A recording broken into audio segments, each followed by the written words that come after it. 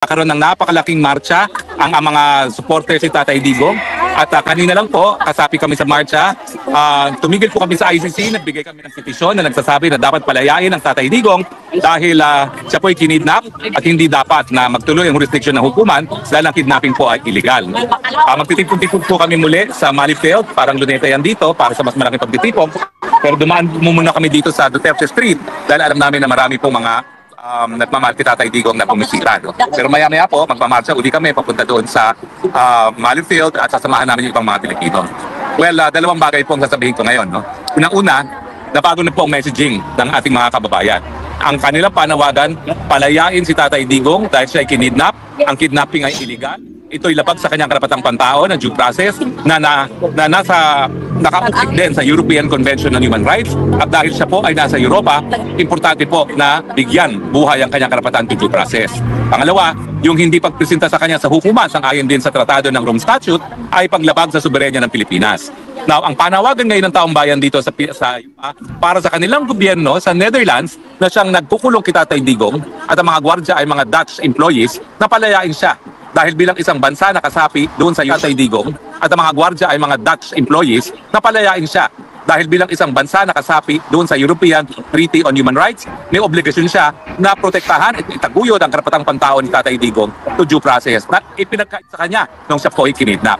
So hindi na po kami nananawagan sa ICC dahil naman po ay isang legal na proseso. Talagang bahala mga abogado ni Tatay Digong dyan. Pero karamihan po dito ay mga Europeans at hiningi nila lalong-lalo na sa gobyerno ng Holland na siyang nakukulong kay Tatay Digong na hindi dapat magpatuloy ang pagkakakulong dahil ito'y labag sa karapatang pantao ni Tatay Digong.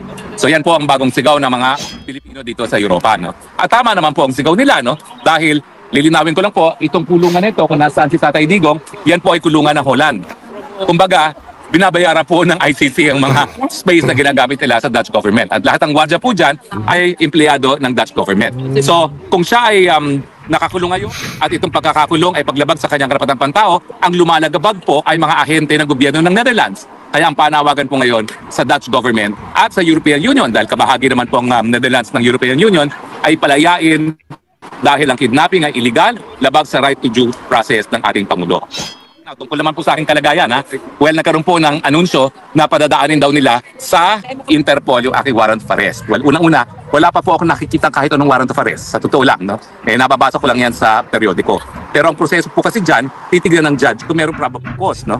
At ako naman po naniniwala dahil doon sa resolution mismo ng mga piskal, ang kanilang basehan lang. Kaya ako dinimanda na isang non-bailable human trafficking ay dahil daw ako ay nag-text at tumawag, nag-inquire kung anong status ng application ng Lucky South 99 para magkaroon ng lisensya at nagtanong ako kung meron pang mga kulang ng dokumento. No? Yan ba ho'y krimen? Hindi po.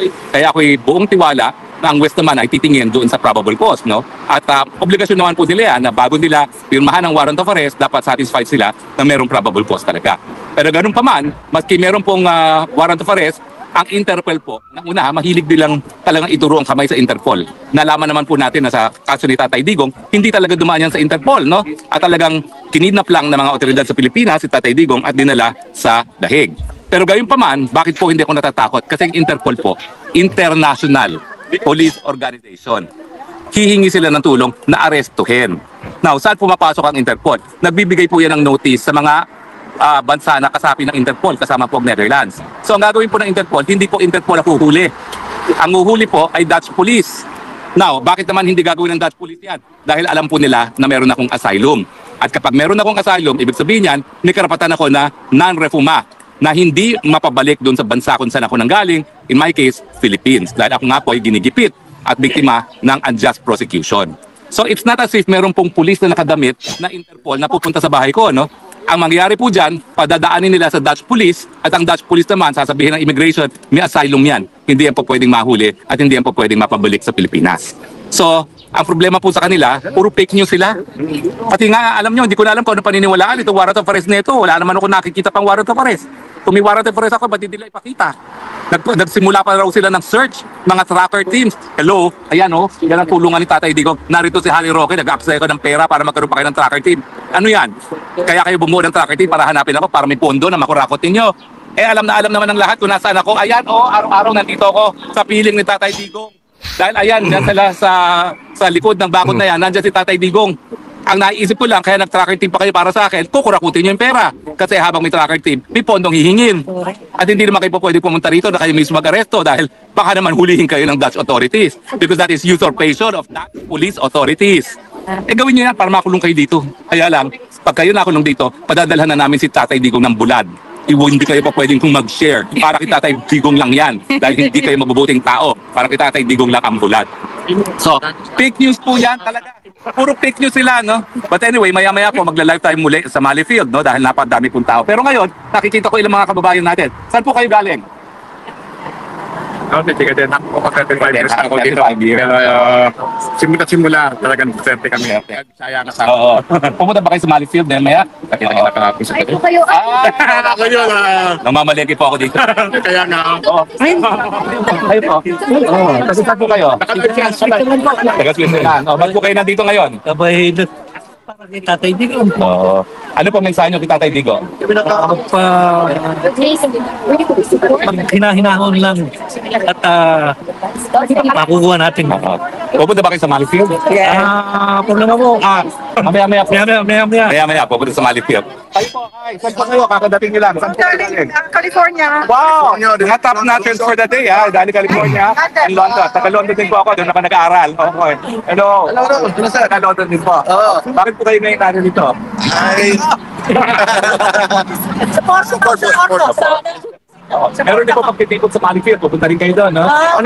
Ngayon na, ongoing. Hanggang alas 6 naman yun. Nag-action na kami, papuntang ICC. Nagbigay ng petition. Yes. Tapos, nagpunta lang ako dito. Dalaan ko maraming mga Pilipino. Hindi kasi alam ng mga Pilipino na may malaki talagang rally ngayon sa Mali Field. So, punta tayo sa Mali Field. We'll see you later. Ha? Kain po.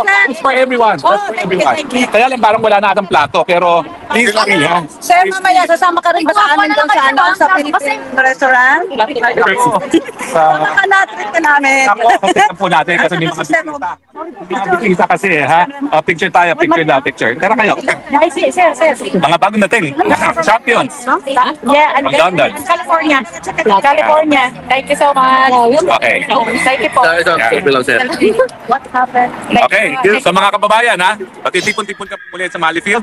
Magla-live ulit tayo doon at makita nyo kung anong happening dito sa Danel. Okay, isa po ng selfie. Salamat po. Talaga pong lahat dito, libre pagkain. Dati po para sa ating lahat, ha? So hanggang mamaya po, nanalo siya ng tambak bilang alkalde na yung kanyang anak na si Kong Pulong ay re-elected, yung kanyang anak is now vice mayor at yung kanyang apo is also congressman. Tuwan-tuwa po siya sa pagkapanalo, nagpapasalamat po siya sa lahat ng mga taga-Davao at bagamat he would have wanted the results doon sa Duterte to be better, happy na rin po siya dahil napag-alaman naman po niya na ligtas na sa impeachment itong si VP Sara Duterte. No? Sasama po si Bong Duterte, si Sir Bong, sa lahat ng pagpupulong ng mga Pilipino. Lahat po kayo dyan, kung kayo nasa Europe, kung kayo planong bumisita, 17 po, may marcha tayo. Alas 11 na umaga, magsisimula po yan sa ICC, papunta po tayo ng park. Sa 24 po, meron tayong pagtitipon sa park din. At saka 31, inaayos po ang detalye ng birthday celebration ni Inday Sara Duterte. Meanwhile, ang pangako po ng lahat ng Pilipino from all walks of life, walang iwanan, araw-araw po narito sa Duterte Park at narito naman po tayo habang narito ang mga nagsusuporta kay Tatay Digong. So hanggang sa, nga pala po, as an additional update from The Hague, naghain po mga abogado ni Tatay Digong ng panibagong motion to disqualify or to inhibit yung dalawang judges from Africa and from Latin America dahil sila nga po ay nagdesisyon ng nauna na dapat ipatuloy ang preliminary investigation. Ang ibig sabihin, meron na silang prejudgment dun sa na merong jurisdiction ng hukuman. Kaya pinapadisqualify po ng ating mga abogado ni Tatay Digong itong dalawang witness na ito. Iba pa po ito dun sa naunang nabasura na dapat din gusto mag-disqualify. Kasi yung una-unang nabasura na ng korte ay nakabase sa provision ng ICC Rome Statute na applicable lang kapag nagkakaroon ng voluntary inhibition ng mga judges. Ito po ngayon, ang inhibition ay nanggagaling sa partido mismo, sa akusado at sa mga akusado. So wala pa pong decision dyan ng hukuman. Yan po yung nasumite 12 ng Mayo, hindi po ako nagkakamali. No?